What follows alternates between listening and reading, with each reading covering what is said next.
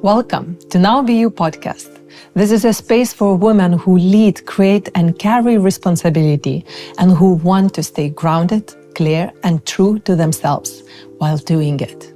I'm Leonora, Be You, a mentor in embodied leadership and personal transformation. And in these conversations, we go beyond achievements and titles to explore the real turning points, doubts, and choices that guide us back to who we truly are. I continue these conversations in Now Be You Substack, where I share reflections and guided practices to help you slow down, think clearly, and reconnect with yourself.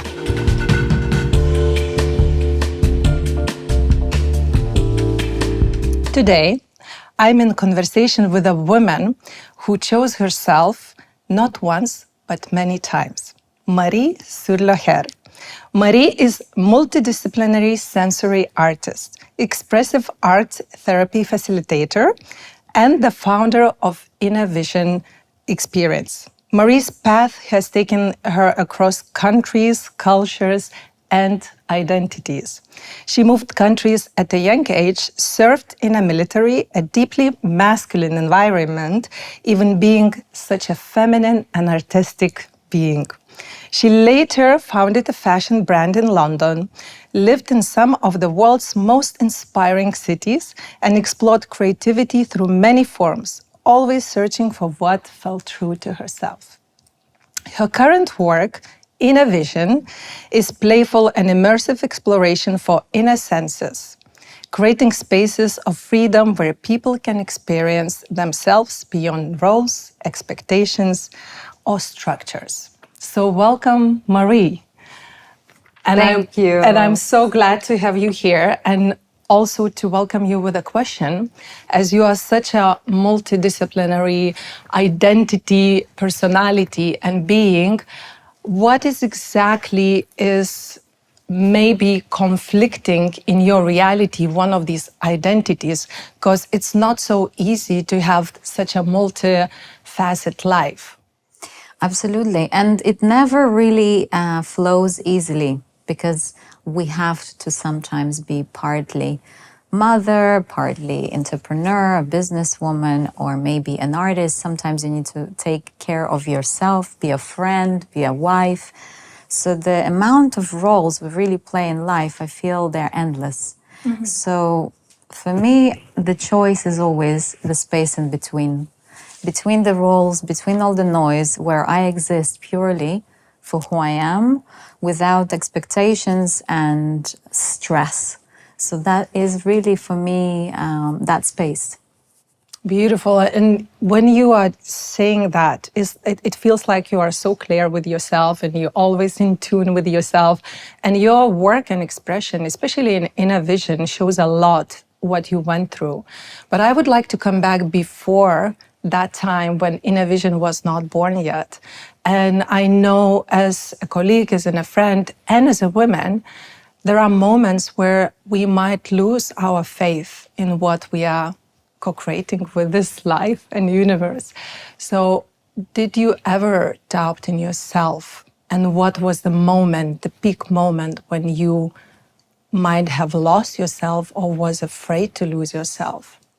Absolutely, so many times. I think self-doubt is partly human and it's part of our ego as well that we can't get rid of.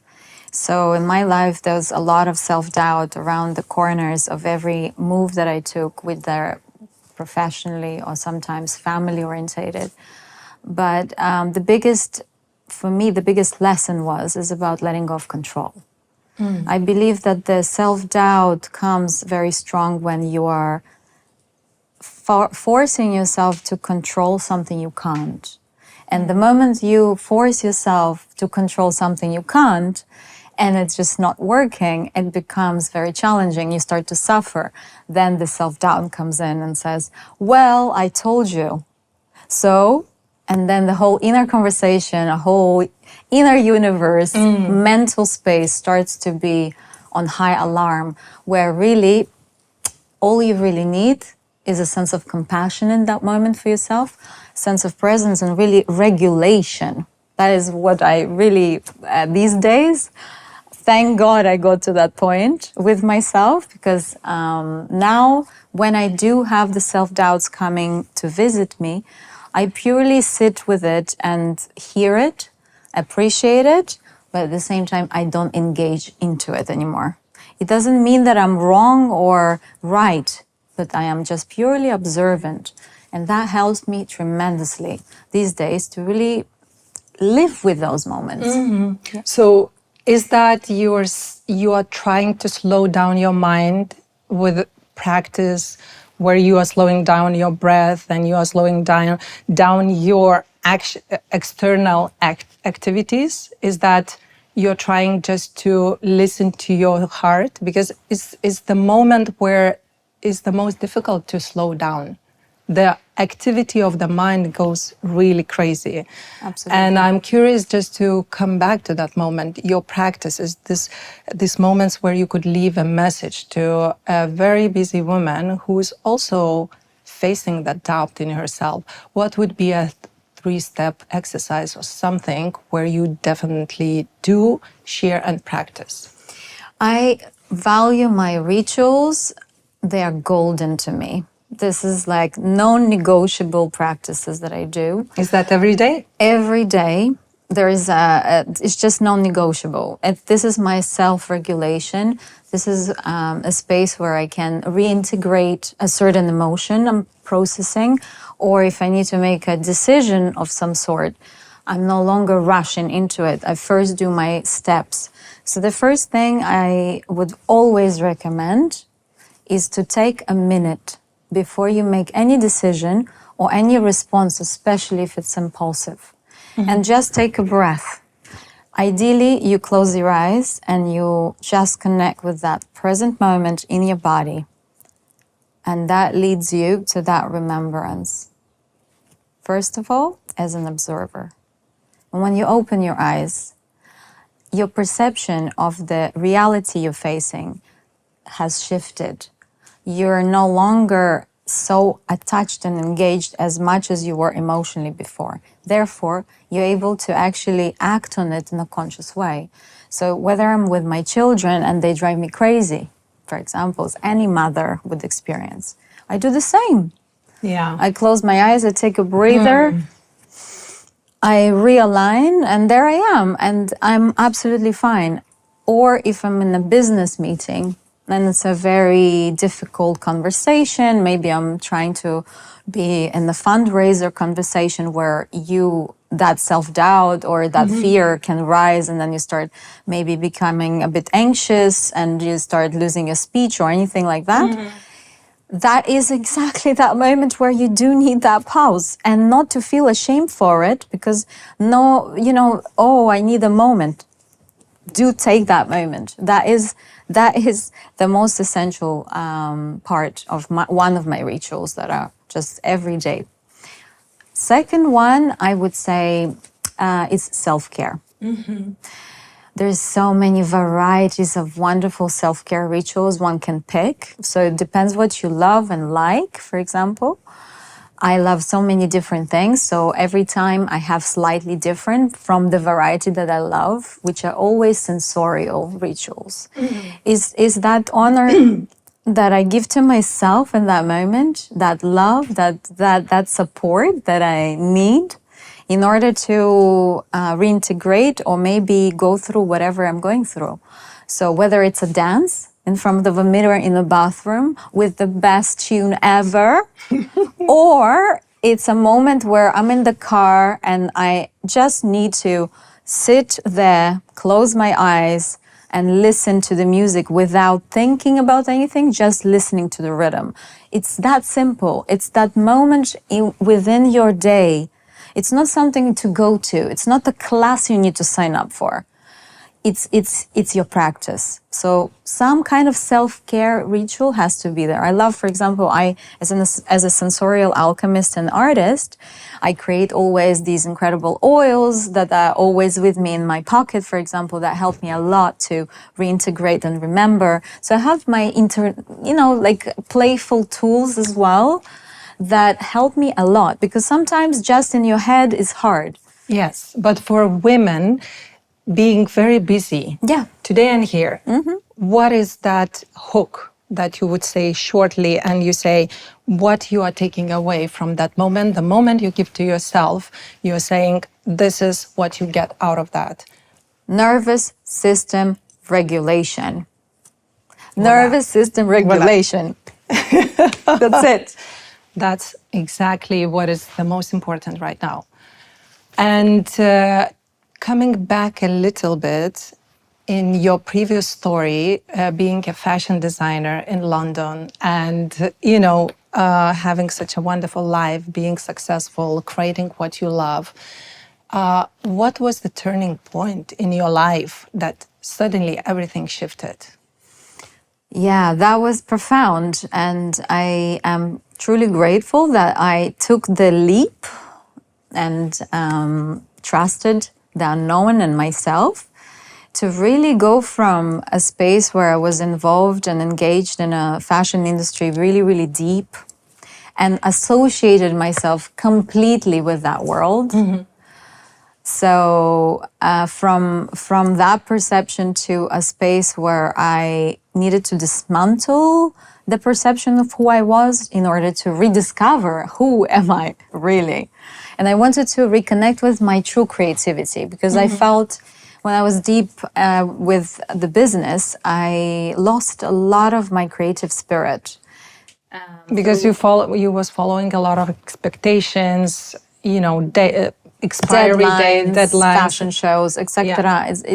It's just it becomes almost like unstoppable, and then you find yourself in this rat race for some sort of success that we all chase, and then you realize that doesn't cut it. So the turning point in your life was to decide that you are stopping this rat race. Yes. And you are changing the whole life. Exactly that. So my turning point was I was so exhausted. My energy level was depleted from being in a space of, in a way that I thought that was my dream. So I had the dream and I fulfilled it. I went far for everything that I was really inspired by. So therefore, I was kind of chasing that dream further and further. But then when I got there and I realized how I feel rather than what I think of myself, I was depleted, exhausted, in a space where my heart was closed. I was extremely sad being part of an industry so polluting to the planet, etc. So anyways, the turning point was to realize that it's better to leave than to stay. No matter whatever it can offer me, it's better to leave, to trust the unknown. And that was my turning point, where I told my husband on a sofa in London with my, I think, one month-old baby and 1-year-old dog. I'm done. Out. I'm done. And that was a decision. It is very courageous, because I remember my turning point when I was owning the producing agency and traveling and feeling the same as you say. And any woman who is successful, busy, and leading her dreams might feel like that. At some point, I needed physically to die. I had experienced near-death experience in order to allow myself that space where I say, I'm allowing myself to feel and follow my intuition. So physically, or let's say symbolically, it's always about death. And it's very courageous and it's very authentic. So I wanted to go into a little bit authenticity before we go into Innervision, and ask you, what is the biggest misunderstanding about? I love this question. Thank you for asking. I once thought that authenticity was about self-expression, especially as a creative person and being involved in this whole outside exterior world a lot and caring about aesthetics, etc. I really, really realized that it's truly the field you hold within yourself. That is true authenticity. And then you can dress it into any dress you like as a playful metaphor of being who you want to be today. It doesn't mean that that's gonna be you tomorrow, but you choose and pick. So the life becomes more creative and more playful. Therefore, you become more and more authentic because you're not taking it so serious anymore. So you don't identify yourself with any form. It's the identification between identifying, for example, yourself with a mother, and that therefore you have to behave in a certain way. Yeah. And then you come to a party with other mothers and you're there all stiff and I don't know, or you become mumsy or something different from you. And then you feel awkward and everybody gets it and it's all awkward and it just doesn't work. It just doesn't work. So therefore, I believe that true authenticity, again, is that soul alignment with your heart, that you feel so at home within yourself, that no matter where you go, where you navigate, where you may travel to, you are always with yourself. It is so beautifully said, and I would add only one thing for me, and life purpose is the main thing to get to know yourself deeper, better, Definitely. and really understand the essence of your soul, not your personality, but that essence, and that's the journey of life, that never-ending story. So, getting closer to your Innervision story and that portal that you opened for so many people right now to get connected with yourself through elements, through the joy of music, energy, frequencies, sound. How did it burn in you? How did it activate inside of you, first of all? How did you realize that this has to go through you? It's a very magical question as well. And again, it comes from inside because the journey, when it started to be more clear about being connected to intuition, being connected to truly hearing your soul whisper, then the whole narrative of yourself and what you actually want to put your vital energy and your life force and your time into. And then for me, this was a very powerful transmission that I received in a very powerful event. And it's like something has been kind of ripening, because I've been doing all of these modalities and I've been always researching and I've been always studying around these elements, the sensorial activations, what are the senses, how do they work. I looked into neuroscience, biology, I looked into expressive arts therapy, I studied facilitation, I went deeper into healing, etc. So when I started opening those books from one to the next, in the end, it came to a point where it all came together in order to actually being able to do Innervision. Because Innervision is such a rich exploration of human experience for me personally, that I needed to come to that point within myself first. Exactly.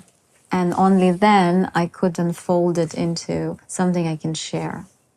And I am really grateful. I feel totally in my Ikigai, which is the Japanese philosophy of purpose of life.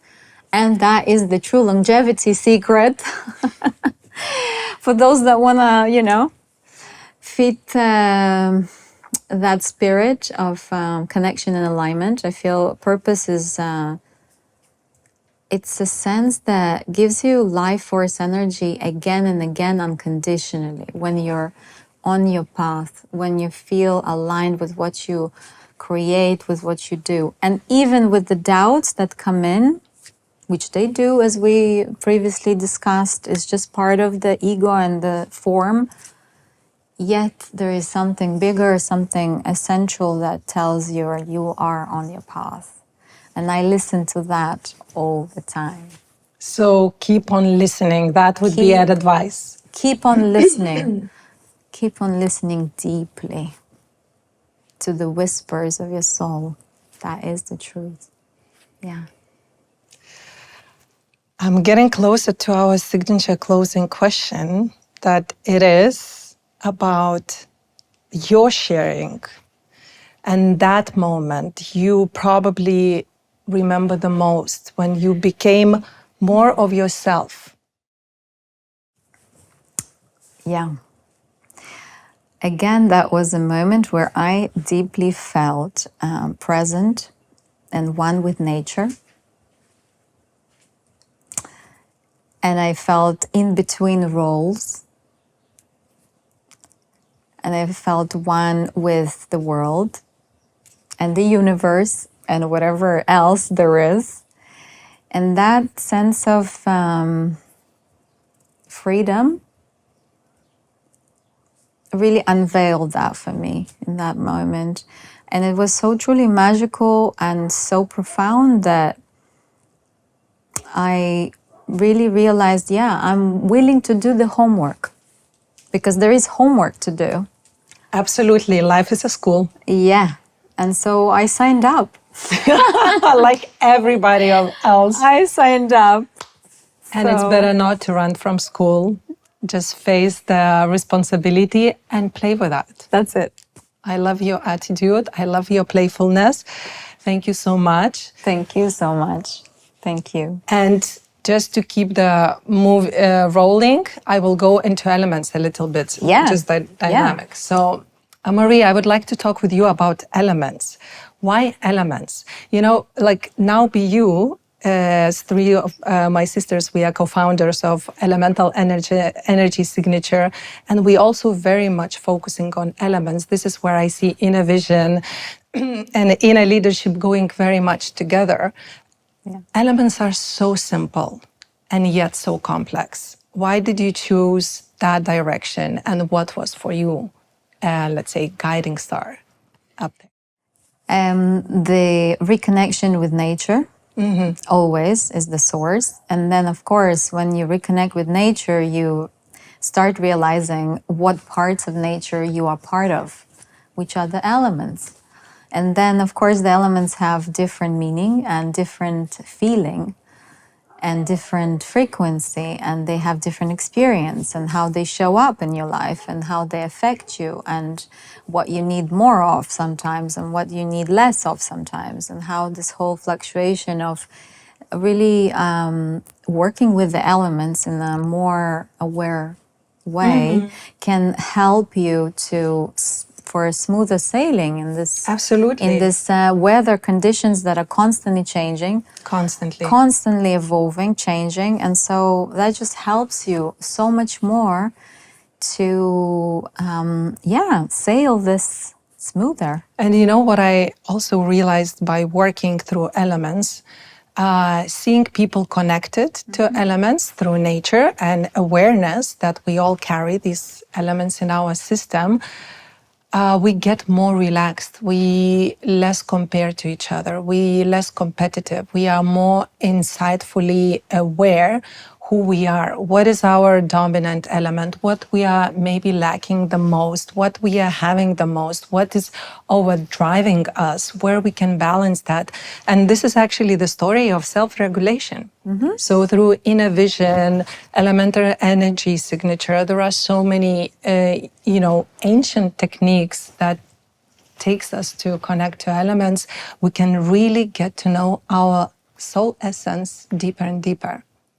Exactly. And I love that you're also deeply working with elements and sharing the elements to an extent where people start to connect within their own life and perception of that connection, how it shows up in their life. It's very, very essential. I studied super consciousness and it was all about elements. Yeah. And it was such a fascinating year. I discovered so much about myself, first of all, which helped me so much more than understanding why does this happen to me, or how to navigate with certain things. But beyond everything, again, nature doesn't have any judgment. That's where we can be ourselves. Exactly. And nature is our unconditional space of real unconditional love. And so the frequency of unconditional love, we can only connect and find with nature within ourselves, within our Absolutely. own nature. Therefore, I created Innervision based on that, bringing yourself closer to yourself through nature. And nature is very playful. So let's talk a little bit about playfulness. Absolutely. As Marie is invited to our podcast through art, creativity, and playfulness. You are bringing so much playfulness in your life and others, so as mine, and I'm super grateful. And just talking about being a busy woman and not having time, and of course, carrying so many responsibilities for children, family, businesses, and bigger visions, is sometimes we, put ourselves aside. But as a woman, playfulness is, I do believe, is a must, like for a flower, a water. How do you find time? How do you motivate yourself? I see you in ups and downs in a daily life. And it's like, it's not only playfulness I don't see is like, oh, we feel fun, therefore we are playful. I feel as more inner work, as more, being committed to yourself as a woman. How do you see that path? How you can motivate a busy woman who really wants and wants to be herself. She wants to express herself. How would you guide her to this playfulness? Stop taking yourself too serious. That's Number 1, connect to your inner child.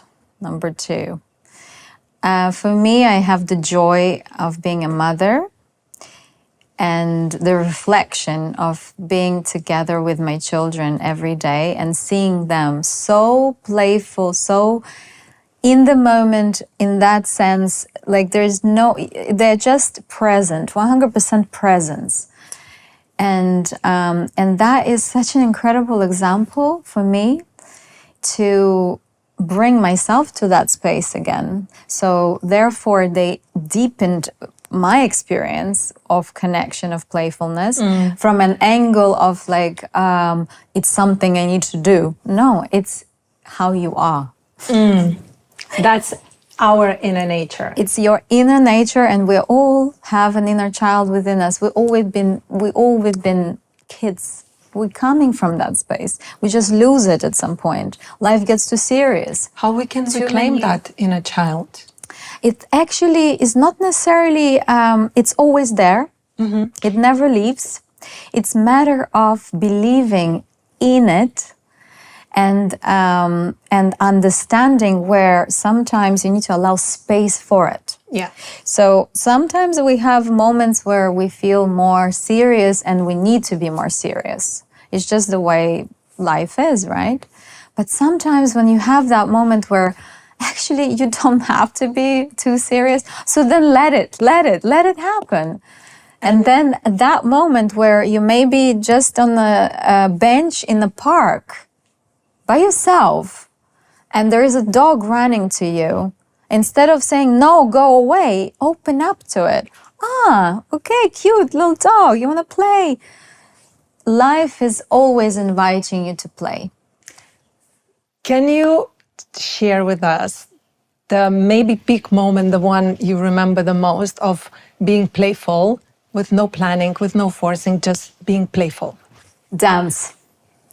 Every time for me, this is my favorite medicine. Always been and always will be. Love dancing with you. This is just the moment you start, you just let go of all of those personas that you carry.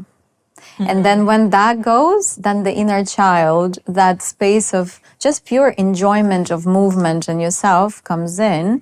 And then you allow yourself to be silly or maybe behave in a certain way or move in a certain way. And it's fun. And dance is normally not perceived in any way like weird. So you actually can express yourself fully through dance.